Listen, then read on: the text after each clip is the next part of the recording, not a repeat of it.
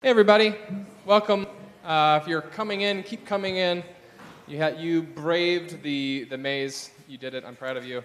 I'm excited about this panel. We have 3 different papers that we're going to get to hear about. Hang on, I left all my stuff over here. Teaching and mentorship in maker contexts. I'm going to let them introduce themselves and introduce their work. We'll have about 15 minutes for presentations. After each presentation, you'll have a couple minutes for questions. And then after all 3 presentations, we're going to have some additional time at the end to ask questions for the whole group. Okay? So that's the plan. Excellent. I'll turn it over to you guys. Thanks. All righty then.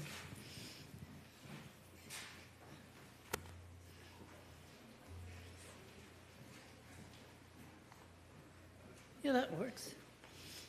I'm Jonan Donaldson, and... Hi, I'm Amanda Barany. And we're from Drexel University, and we are PhD candidates. And we're going to talk today a bit about a design-based research project that we've been doing for 3 years.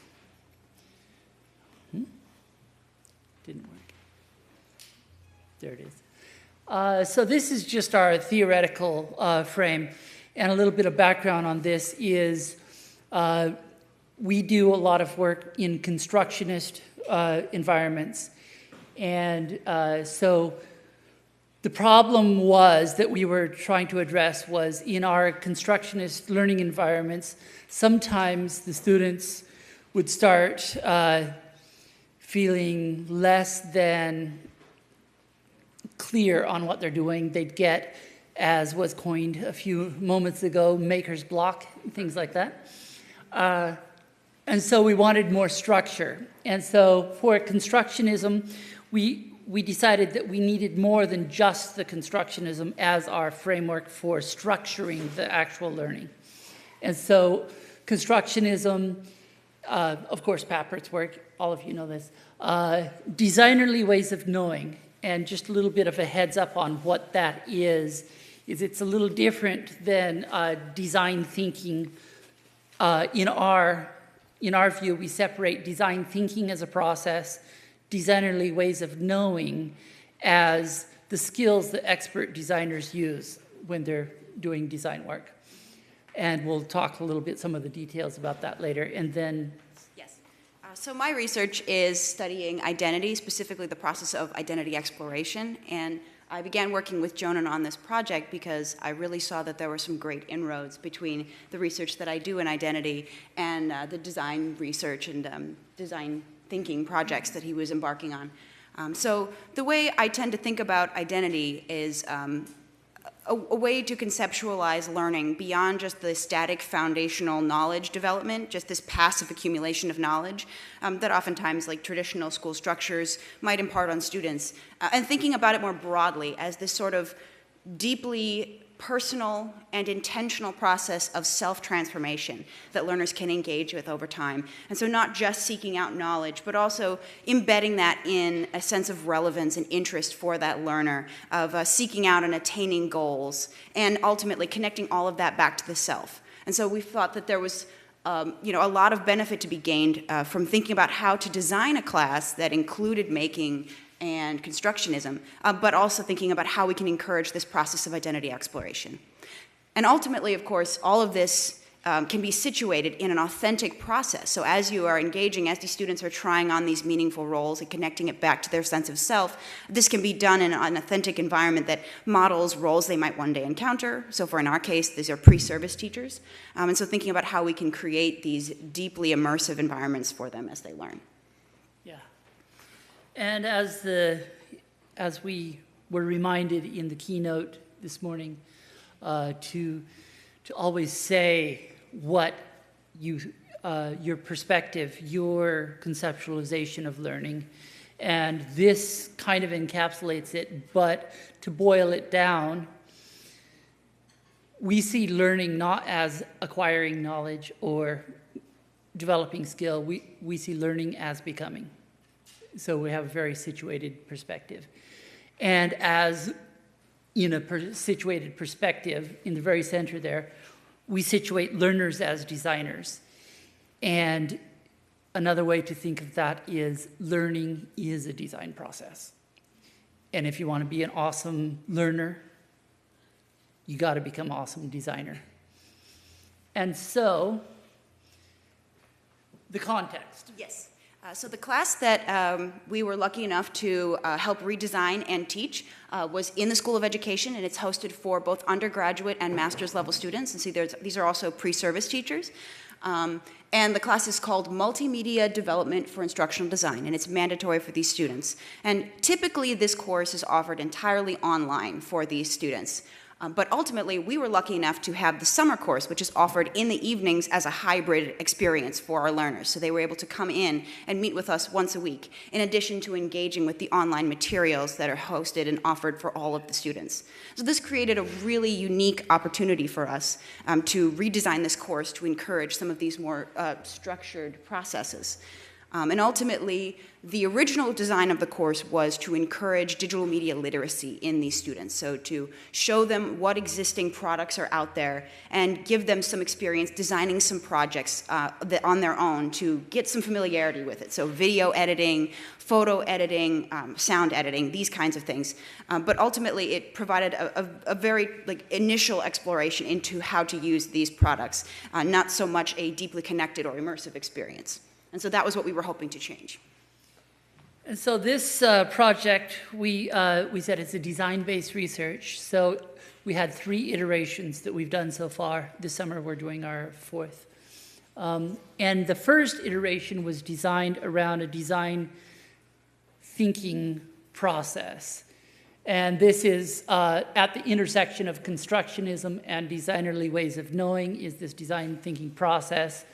5 phases. Phase 1, name and frame. That would be problem finding, perspective taking, perspective making, reframing.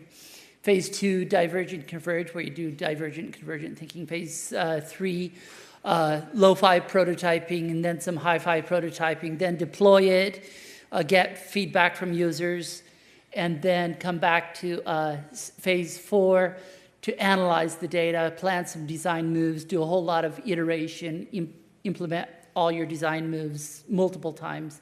And then stage 10, deploy in the real world. And that's one of the things that we love about constructionism is the emphasis on real world impact, real world work. We're not designing things just for a class project. We're designing something that's going to live in a real world outside the classroom context. And we ran the first iteration 3 years ago. And after that, we analyzed a whole bunch of data, had IRB on it, and so we had tons of data we analyzed, and we made a few crucial design moves after that. Oh, by the way, that's just the design thinking, one example of their wall of design thinking ideas. You know the post-it stage. So our first design move was the design thinking process itself was really powerful, but we didn't feel like the learners were going through processes without becoming. And so we wanted more of the becoming, so more of the situatedness. And so we focused our redesign a lot on situating the learners, doing a lot more of that real-world impact planning and framing and empathy and those sort of the work around what does it mean to me and what does it mean not only for myself now, but also my past, present, future, this holistic approach to the situatedness of the learner and reframing it such that make it more explicit. You are designers, but that design process is learners are designers. You are learners, you are designers, you're going to be teachers, therefore your students in the future are going to be designers. So ultimately, we drew on one of my favorite identity exploration frameworks, one put forward by Kaplan, Sine, and Flum. And they propose a model for encouraging this process. And they encourage designers to create these experiences that can trigger exploration, promote relevance for learners, scaffold their processes of exploration over time, and ultimately try to promote a sense of safety throughout the experience from start to finish. And so I'll just talk briefly about a couple of the designs choices that we made to help encourage some of these elements and ultimately, hopefully, help our students explore their identities over time. So in terms of the things that we encouraged in our classroom experiences, so initially the projects that they designed using audio media, using video, or using photo editing software, they were not given any prompts as to what they were going to be designing for, and we wanted to make it much more relevant to our learners. So we encouraged them to think about a problem that was meaningful to them and to design their digital media products around that problem. So we promoted several iterations of thinking about this problem, coming back to it, redefining it. We had them take on the perspective of a student who might be affected by this problem that is important to them or meaningful to them or in their context, and ultimately create these products to help address that problem. And so we wanted to really connect back to that personal relevance as future teachers and to themselves in that moment. And that was part of the exploration process as well. So ultimately, a sense of safety was encouraging them to submit something. Like we told them repeatedly that it doesn't matter at what stage your digital media project is at, as long as you submit it and share it with the class and get that feedback, that's what we're looking for. We weren't looking for, polished products. So this is something that they could iterate over time as they engaged in our class. And so the next slide here will show you one of these digital media products that the students created, and they were interested in environmental science and encouraging students to think about it from an embodied perspective. And so they wrote the music, and they did a time lapse of plants growing on the left, and then they modeled themselves as growing plants to model their own development over time. And this was part of the reflective process that we wanted to encourage as well. Ultimately, we wanted all of this to be intentional. Yeah, I know, I love it. So we wanted all of this to be intentional as well. So after each class, we also provided online prompts for the students to reflect on how they saw themselves changing over time as well. And so not only was this process transformational, but it was also intentionally so. And the third design move we made after the first iteration was, for the second iteration, was more of these designerly ways of doing, more of what expert designers do. So we made this much more explicit about if you have a problem statement, it's got to be a wicked problem, which is, as you probably all know, wicked problems are ill-defined problems, but also they're impossible, and you have no right to be wrong. But you have to solve it. But any solution you come up with is really going to upset some people. That's a wicked problem. So if it's not a wicked problem, you got to transform it into a wicked problem. That sort of thing. Sorry. And lots more of this empathy work, the framing and reframing, tons more of that. And then divergent and convergent thinking, more explicit about what we're doing. And abductive reasoning, I'm not sure if you're familiar with that, but this is a beautiful idea that you can't define the problem until you define the solution, and you can't define the solution until you define the problem, and that tension in there is where designers work. And then lots of reflection and action. And then we ran it, and then after the second iteration, collect a lot more data and made some more design moves. These design moves were around human-centered design work, so more of this perspective taking, lots of field work going out, interviewing people, and getting into people's perspectives really deeply. Also, we worked on critical consciousness work because we realized that the actual power of what they were doing would be even more powerful if made explicit through critical work, questioning assumptions and questioning power in and through their designs, and so this critical pedagogy work. So we got really, hit that really strong, and it was absolutely amazing, the impact we felt from that. And in conclusion, what we feel, we were very happy after the third iteration that we had found this structure works very powerfully to structure constructionist learning so that we're able to have a design process, designerly ways of knowing, identity work, situatedness, and framing everything as learning is design. I think that's about it. We welcome questions. Thank you so much.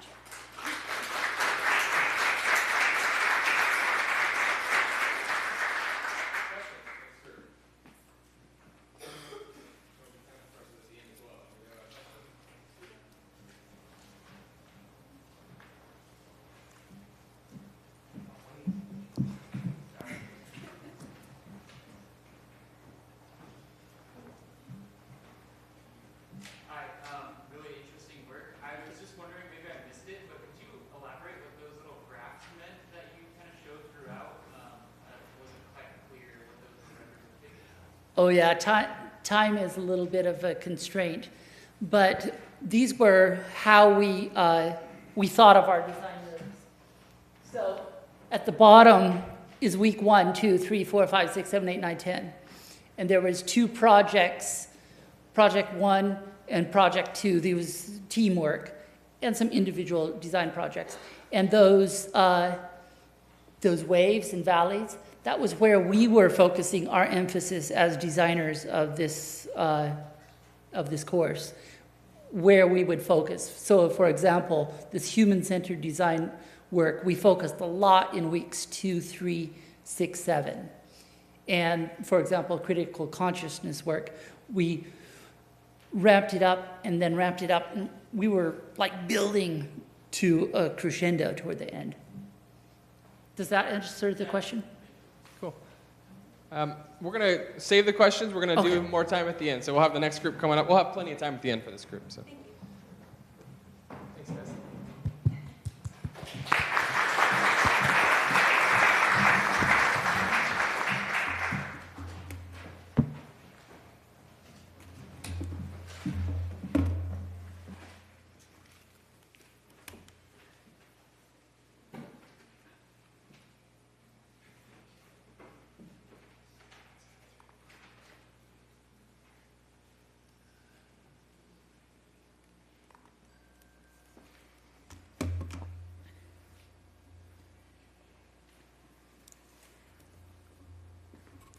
Hello, my name is Alexander Berman. I'm a PhD student at Texas A&M University, and in collaboration with the University of Florida, we'd like to present our work, Proximal and Distal Mentors, Sustaining Making Expertise in Rural Schools.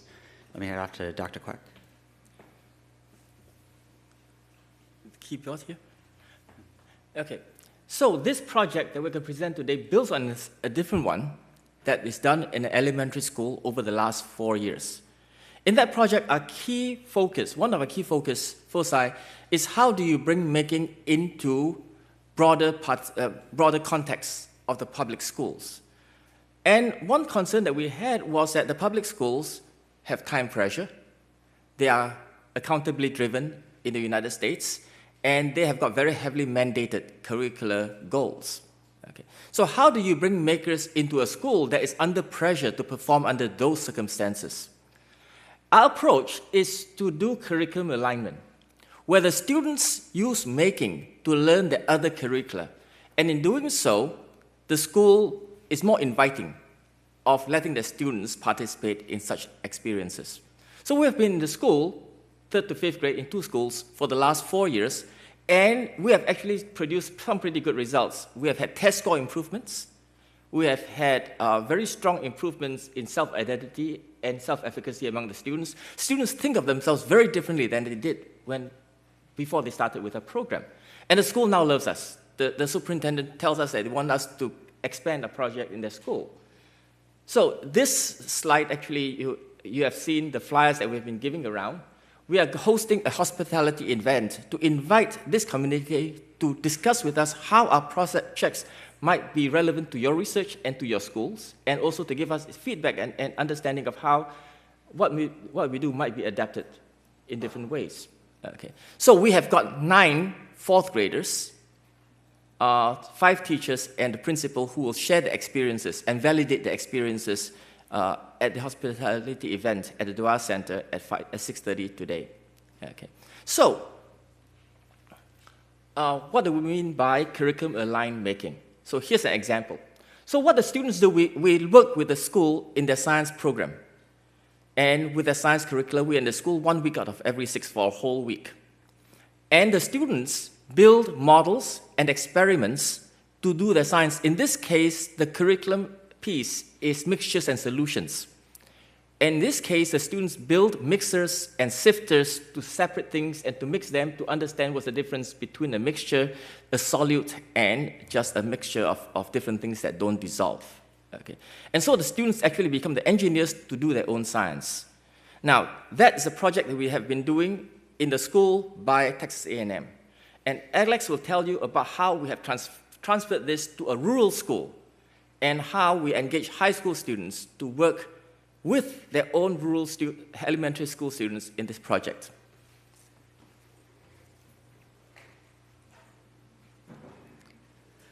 So as Dr. Quek mentioned, we're taking these same making kit designs. How do you deploy them in schools in rural locations so that elementary students can engage in making and become empowered by learning many making skills? So we investigated this in a rural location near the Texas-Mexico border, where the school district is around 43 miles from the nearest town. So there's not any shops or anything nearby the school, and a lack of making mentors that are proximal to the area. So we're approaching this as an opportunity to expose high school students to the knowledge and the practice of both making as well as manufacturing skills to manufacture these making kits and help design these making kits in small quantities for classes of about 20 students in nearby elementary school. So these high school students engage in making and manufacturing, which is referred to as M2, to serve a local community by bringing these making kits into these elementary school classrooms. And in this study, we were particularly focusing on how the high schoolers learn both the making and manufacturing skills needed to serve the local community.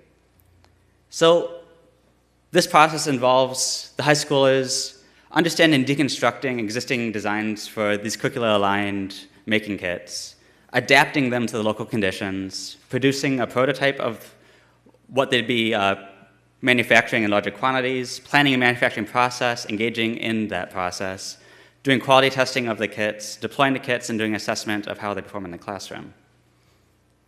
So this involves them learning many making and manufacturing skills, so being able to use many different making equipment in the classroom, as shown in the bottom left, to engage in manufacturing process such as the bottom right, such as making paper switches, which are used by elementary students. So how is knowledge initially shared with the high schoolers to empower them to both help design and manufacture these kits?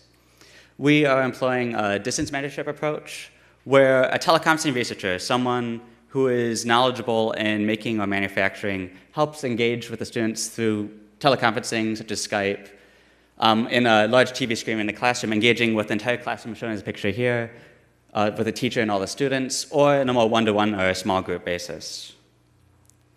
So we're looking at this through the lens of labor readiness community of practice, where multiple members with varying levels of expertise and different types of participation, such as the students, the teacher, and the teleconferencing researcher, referred to as TR, all engage in the design and production of these kits, and going towards the joint enterprise of deploying these making kits in elementary school, and the mutual engagement of negotiating how these kits are designed, manufactured, and deployed, as well as the shared repertoire of the resources, such as the initial designs that they're given to sort of start the process, as well as all the shared materials they have in a makerspace like classroom is shown there. They have like a 3D printer in the back left, several soldering irons, so they all have to work together in this makerspace like classroom, during the school day to deploy these kits. So we'll also look through the lens of Vygotsky's zone of proximal development, where social interaction is crucial to making, and while community of practice approaches learning from a phenomenological perspective, focusing on levels and attributes of participation, Vygotsky's theories provide more of a lens into how student roles result in a learning dynamic between individuals. So this involves how students can accomplish certain things on their own, but may need help from a more knowledgeable other to accomplish certain things, such as making tasks which involve concepts they have not been exposed to previously. So we're presently in the third year of this project, and at the beginning we recruited 6 students, 3 male, 3 female, in the second and third year of high school. And in this first year, they were introduced to making and manufacturing concepts and skills, which then they employed in the second year to successfully create and deploy these maker kits in the local elementary school. However, between the second and third year, 4 students left the program due to graduation and scheduling conflicts, which result in a loss of expertise in this community. And so what we're looking through in this study is how the community, this classroom, can still conduct the practice with the new members and losing of 4 members. So we're approaching 3 main questions. Our learning practice is similar to a makerspace taking place in the M2 classroom. How do experienced students and teachers retain and utilize expertise gained from previous years in the program to mentor less experienced members? So can the students with 2 years and the teacher with 2 years of experience now help the new members join the community and continue their practice? And how can this distance mentor effectively help expose the members to the needed concepts and skills needed to successfully conduct this practice in their community? So we analyzed this through 2 video recordings in each classroom, each class being about an hour long, and we coded a random 8 sessions in the first year, 8 classes, 24 classes in year 2, and 25 classes in year 3, and we noticed the themes related to community of practice and zone of proximal development that emerged. So also we noticed that our observations echo Wardrop and Brahm's analysis of museum makerspaces, where we noticed that certain learning practices similar to what would occur in a makerspace occurred in this classroom. So students tinkered, they interacted with the resources oftentimes through trial and error. They did hacking and repurposing, where they're able to adapt these maker kits to the local environments, such as one case where a wooden dowel they couldn't find in any of the local stores. The store is 43 miles away. So they instead used wooden pencils to act as the wooden dowel. They also inquired about how to use their newly acquired skills outside of the classroom, such as building a portable charger for phones. They expressed intention about short-term goals and with help of the teacher, more long-term goals. They developed fluency, being able to act more independent and be able to communicate making and manufacturing concepts more easily. They help with the teacher and the teleconferencer engage in simplifying to complexify, where a complex problem can be broken down into subcomponents to make it easier for the student, such in one case where they're building a series circuit, and where one part fails, the entire circuit fails. So they were encouraged to instead test each component independently and then combine it as one at the end. They were able to successfully engage in this practice. And as we'll talk about more about later, they engage in seeking and sharing of resources. So particularly in the third year, we'll focus on the 4 members that left, where the community lost knowledge, roles, and skills. For example, breadboard prototyping, which one of the members primarily did prior to the leaving. And thankfully, though, the teacher, now with 2 years of experience, just interacting with the students through this program, was able to fill in some of these gaps. And the teleconference teacher could help fill in any remaining gaps that the classroom did not have from those 2 years of experience. So while coding, we also noted who received help and who gave the help. So as you'd expect, the students received majority of the help, largely the new students. But the experienced students actually gave a large amount of the help in the classroom, as well as the teacher. But another thing to note is that the teacher and a teleconferencer gave intervention help, so help that was not prompted, that was not asked for by the students. So the teacher and teleconferencer could provide knowledge that the students necessarily didn't know to ask for. We also noticed the development of roles in the classroom, where one of the newer students, when teased about a lack of football abilities, responded, "I can make better switches than you." An experienced student also developed into more of a leadership role they did not have previously, delegating more tasks, and in one case where the teacher asked the new student what they were doing, he responded, "Oh, he's just making sure all the LEDs work." And later in the same class, walked around saying, "I've got leadership qualities." And we also noticed authority in the classroom. So the teleconferencing researcher, while they could basically delegate anything and everyone would just drop everything to accomplish this task, but that could potentially be interruptive because the teleconferencer didn't always see everything in the classroom because they have a window of Skype, so potentially could interrupt tasks that students were engaging in. Thankfully, the teacher and experienced students were better able to negotiate tasks that are going on in the classroom. And the new students occasionally try to delegate as well, but oftentimes overruled by the experienced students. In one case where a new student asked another to help build switches, the experienced student jumped in saying, "Oh, he's helping me with this emailing task." And this oftentimes reflects the order which help is requested. So students approach peers, the teacher, and then the teleconferencing researcher. So ultimately in this study, we looked at how more distal, more knowledgeable others, teleconferencing researchers, can help instill the high school classroom roles, knowledge, and skills needed to complete a practice of deploying elementary school science maker kits and sustain this community as experienced members leave and new members join. And as we can see here in the total instances of help in the third year per day, they received a lot of help when they started interacting more with the making materials, but more and more, they became more and more independent and required less help from the teleconferencing researcher. So the teacher and the teleconferencing researcher should work to encourage the development of a shared repertoire and a mutual engagement. So encouraging students to work with each other and all work with different materials, become more familiar with a makerspace-like classroom. And that teachers in the classroom serve a very important role, help with unobtrusive interventions, helping inject knowledge where otherwise students may not know to seek out for it in the first place. And that future research could develop technology to afford the teleconferences similar abilities to intervene without interrupting. And some limitations is this is limited to the specific school and a small number of participants, which is related to the school because oftentimes the graduation class size is in the single digits for this high school.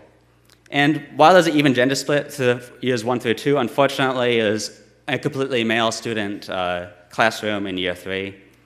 And there's a drop of students from 6 to 4 between years 2 and 3 that also may have affected the classroom dynamic we did not focus on in this study.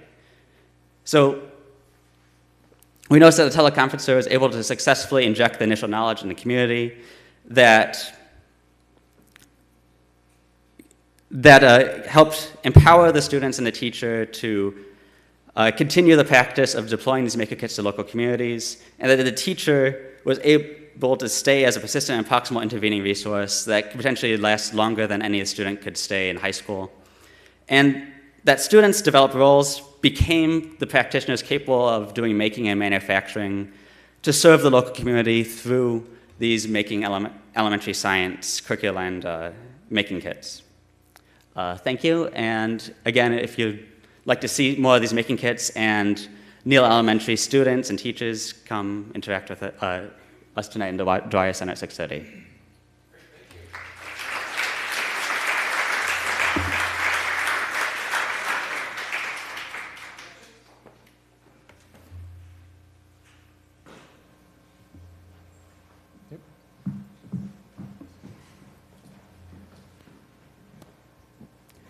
Thank you. This was really interesting. So you mentioned there was a need for less help over time, and I know that some of the variables were inconsistent, like with the changing student group. But did you notice a change in the caliber of teaching over time, or the way that students were teaching the material? So what do you mean by caliber? Just like comfortableness with the material, or the way that it's presented. I guess it could be taken to mean a lot of different things, but just sort of anything you observed there. Yeah. So students and the teacher as well sort of settled into these roles. So they didn't always necessarily have to know all aspects of how to create these kits or to design these kits, but each of them sort of specialized over time, such as the one student that learned more about designing circuits and building circuits. And we saw this in previous years too, where certain students would say, okay, I'm the ones that can do 3D printing, I'm the ones that can do several of the other arts and crafts tasks and so forth. So students over time, if they needed help, would help instruct each other so multiple people could work on a task at the same time, but a lot of times they went to the specialization. Does that answer the question? Thank you. Great. Thank you. That's good.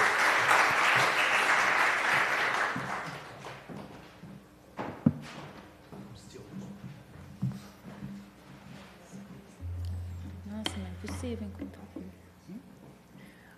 Where's the mouse? Somebody.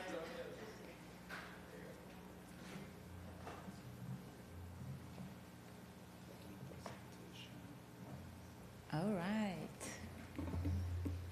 Ta-da. So hello.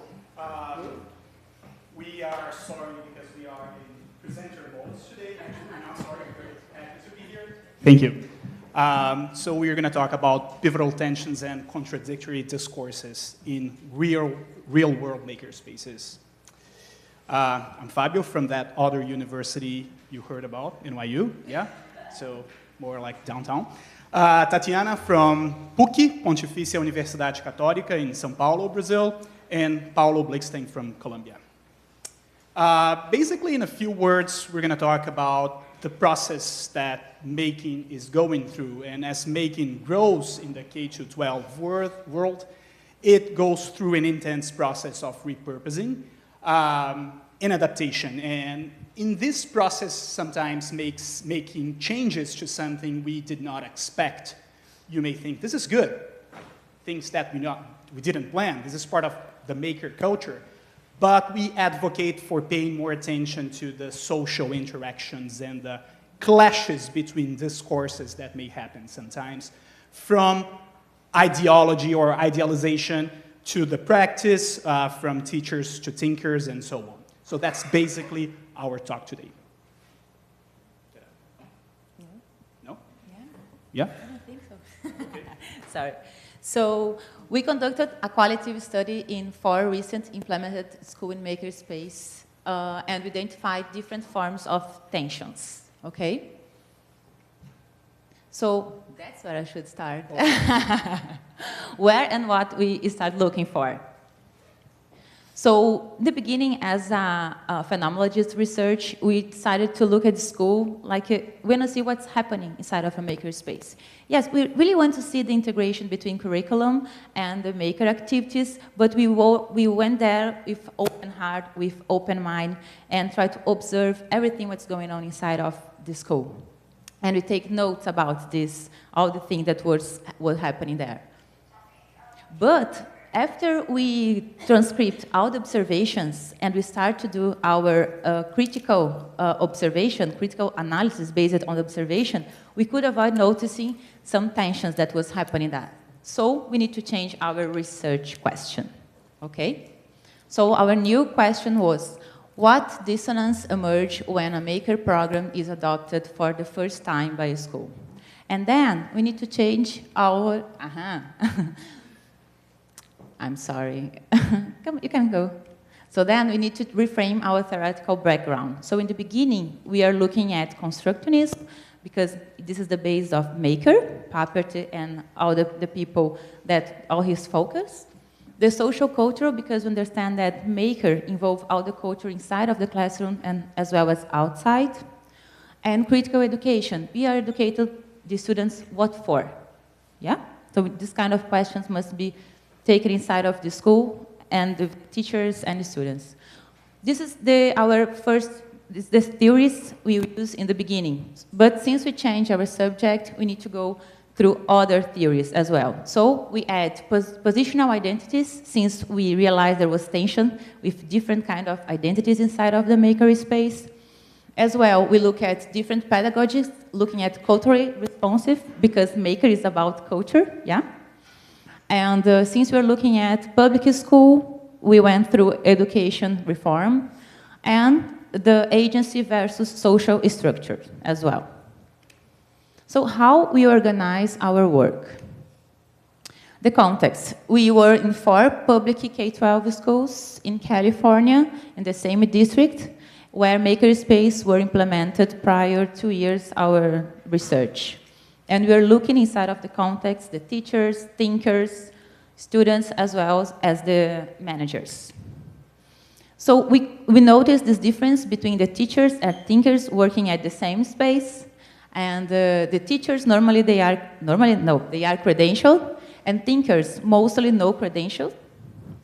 We could see that the teachers, they are the regular element inside of the classroom, and the thinker was the new one, so the alien element inside of the classroom. The teacher mostly work inside of the classroom activities, and the thinker inside of the makerspace. And the teacher was teaching regular classes and elective classes, while the thinker were working in elective classes, after schools, and booking classes. We call booking classes the classes where the teacher book the makerspace so they can have a class there. Everybody say, yes. We are the same page. That's a good idea for an app. So our data source was semi-structured interviews, observation, lots of observation with different kinds of maker activities, as well as participated observation as volunteers, and artifacts, all the artifacts produced inside of during the activities. So the method we use for data collection was we had the first observation during a faculty meeting, and we run a pilot interview. After that, we went to the classroom and observed and transcribed all the observations as well. We did a participant observation as a volunteer. Then we could identify, as I mentioned before, some tensions, because first of all, we are just writing our observation, and then we analyze it, and then we could see some kind of different stuff happening there. And then we create new semi-structured interviews and went to the field interview again. And during all this process, we collect some artifacts that were producing from the students, I'm sorry. And continues about the methods, so now looking at data analysis. So based on the theory, we create some codes, and then we look at the data, and another codes were mapped. Some was the same as the one from the theory, others different. Then we went through the data, interviews, observations, and artifacts that artifacts got coded, and then went to the interviews, observations, and artifacts, and coded everything based on the previous coded. We used the platform Deduce, which is a qualitative and quantitative platform. So there is a feature there called co-occurrence, and then we created this co-occurrence table, and based on the analytical process while we were using this feature, we came through 3 levels for lenses that we applied. And then the final list of tensions. Just very quickly, examples of codes we used. For the a priori codes based on the literature, we were looking for instance of teachers and thinkers having deficit views of students. This is mostly based on the culturally responsive pedagogy literature. And the in vivo codes is when teachers and thinkers say things like, oh, students should be free, or we should have them following the same track, and things like that. So these are more like the in vivo codes. So we used both methods. Yeah. And since that you mentioned some tricky words, this is important for you to notice that we are not simply looking the face value from each word. We are looking at the context, the triangulation, so the meaning of the word, while we are coding. So here's what we found. What do you think we found? Lots of tensions. Lots. Guys, the makerspace needs to go to a shrink, to a psychotherapist. It does. Like things we're writing or things we're putting into practice, they're not talking to each other, and I think we need to pay them like a service, a psychiatrist, something like this. We found tons of tensions. This is like the summary of the model. We divided the tensions in different levels, and they served as analytic lenses. So in the individual level, which means it's something that's happening inside of me, it's my identity, we identify the teacher identity versus the tinker identity. The technocentric discourse versus the design-centric discourse, the maker culture versus the schooling ethos, and this culturally agnostic versus culturally responsive pedagogies. Yeah. So quick examples in the teacher versus tinker tension. So as you saw, the people from Texas A&M and Florida, issues of authority were relegated solely to teachers. It's like, oh, I'm a tinker. Like, I am not like the boss. The boss guy is the teacher. I'm just a tinker. And also, I do not do education things. So the sentence that is the title of our paper is, well, I hope you like the session. Sorry, I was too bossy. I was in teacher mode today, you know? So it's kind of apologizing. That's just one example. Read the paper, that's much more. The technocentric versus design-centric discourse.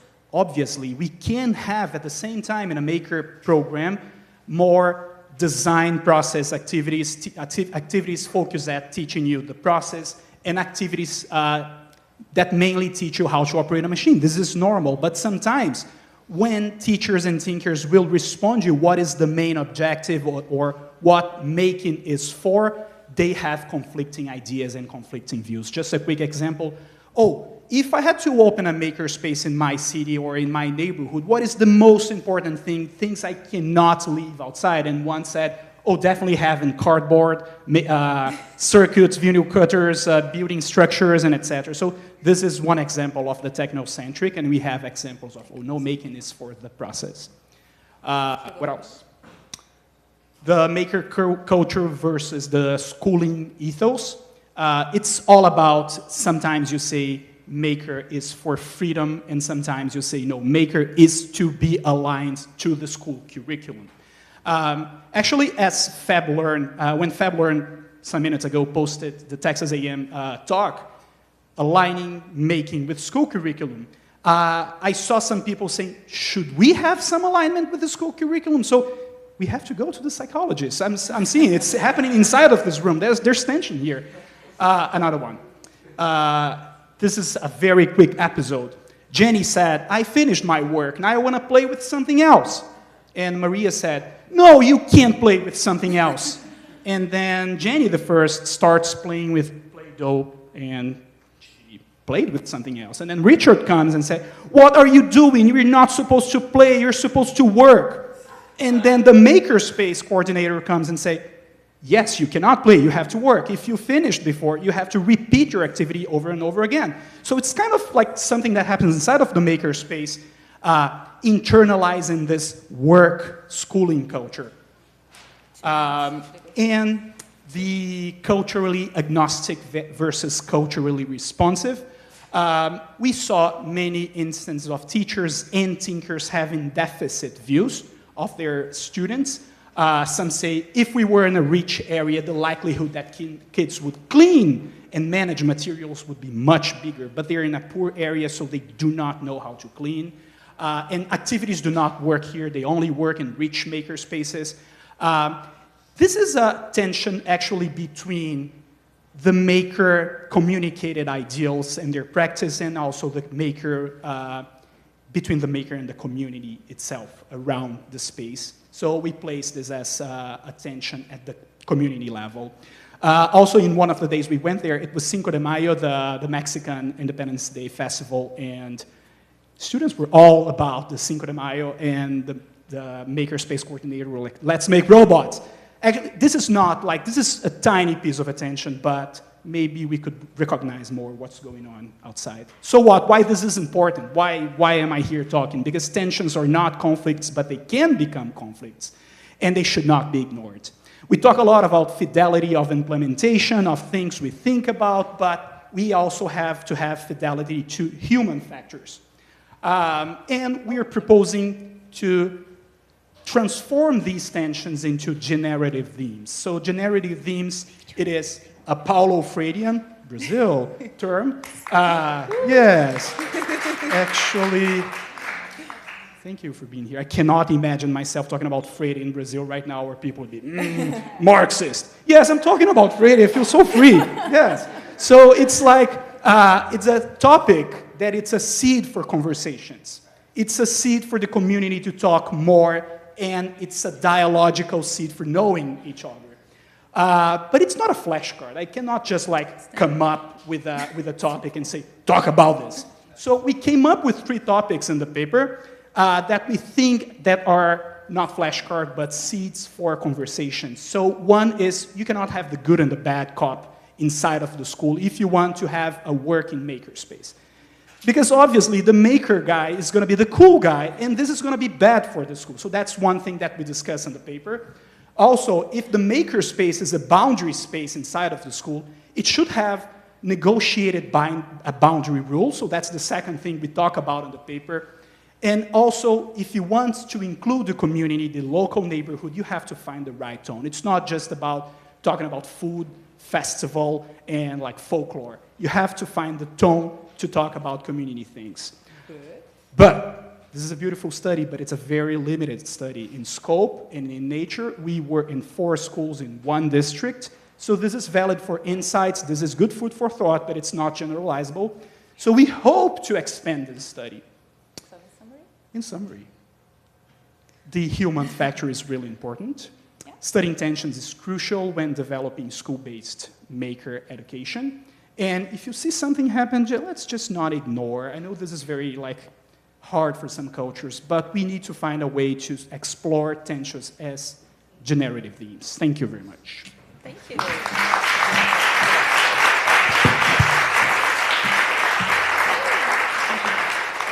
Questions?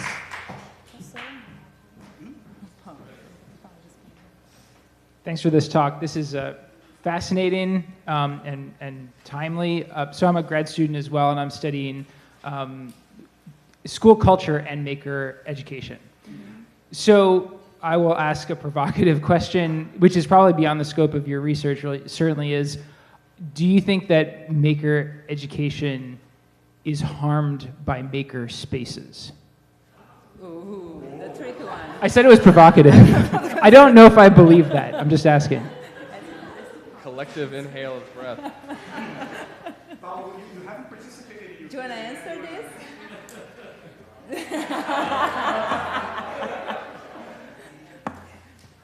No, I'm not Do you want to try? Since Paulo is here, no. I don't think they are harmed by maker spaces. You mean like the school-based makerspace? I don't think they're harmed, nor that I don't think the school curriculum limits or harms making. I just think that we need to study more the best way to integrate these 2 worlds. It's not just serving one side serving the other or being totally rebel. I think we haven't found the middle point yet. Yeah, and when you don't see 2 things, the opposite things, if you have the big picture, if you see anything as one thing, as a purpose to educate people for a better world, then you can integrate it better. That's a different point of view. Fantastic. So if all the presenters can come back up, and we're going to open it up for, we just have a few minutes, but let's reopen it up for questions for everybody, not just the last group, but also the other groups as well, or any questions that, cut to the heart across all of the presentations would also be fun. Any questions? Hello. I have a question for Fabio. Who were the maker coordinators? How were they recruited? And do you think that these maker coordinators can ever be the same person as the teacher? I mean, basically the school teacher and the maker coordinator is one person. Can you repeat the beginning of the question? Who were your maker coordinators? How were they recruited? And do you think that it can ever be the case that the school teacher and this maker people are the one and same person? So in this particular district, the maker, the lab managers, Some of them are teachers, credentialed teachers, and some are not. Mostly are not. But at least in 2017, when we ran the study, they were not doing like the two things at the same time. Sorry, it's attention. So yeah, they were either Makerspace coordinator or teacher, not the two things at the same time. They were not the same person. Can be. I think they can be. They could be. That's a good question. That's a good provocation. Yeah, but in the same district, we had teachers, credentialed teachers, and they are thinkers as well. And you could notice that the projects, the approach were much better. And all the tensions was inside of him or her. You know, the teachers and thinkers inside of them were fighting. But I mean, we could see the difference when the credentialed teacher was a thinker as well. Okay? So I think our project might have something to contribute to this conversation. So in our first year, the students were largely learning. Okay, they were learning making and manufacturing. Sometimes we cannot get them motivated and focused, you know, high school students. The second year, they were supposed to deploy in their school. Suddenly, there was a focusing lens of something they need to do. All of a sudden, the students came to us and said, how do we do this? And then students began to take the lead because now they don't want to embarrass themselves in front of their own elementary school students in their own school district that everybody knows everybody else, right? So they became very focused. We actually gave them different roles. Different times, they are the production manager. They are the inventory manager. At different times, they take the roles. And students actually take on those roles very seriously. And sometimes there are other students who have taken on the roles even though they were not assigned, because they really did care about getting this thing into their community. So having an objective focus, we actually designed this originally deliberately to have them have to produce this for the elementary school with that in mind, to see how an objective goal will impact their sense of learning, identity, leadership, you know, and skills. And we actually saw that take place. In fact, there was one student who began, you know, he was a little bit overweight, and in high school, that makes you very, you know, kind of shy. He later turned out to be one of the best makers. He took charge, and suddenly the sports jock, who was a leader, de facto leader of the group, was taking orders from him. Okay, and it was amazing. This guy just got accepted to engineering in A&M, when before he never imagined being an engineer. So I'm very proud of him. Okay, he's amazing. And so I think that an objective function of doing something real might have a focusing lens on saying, I just work here. Let's have one more question, please.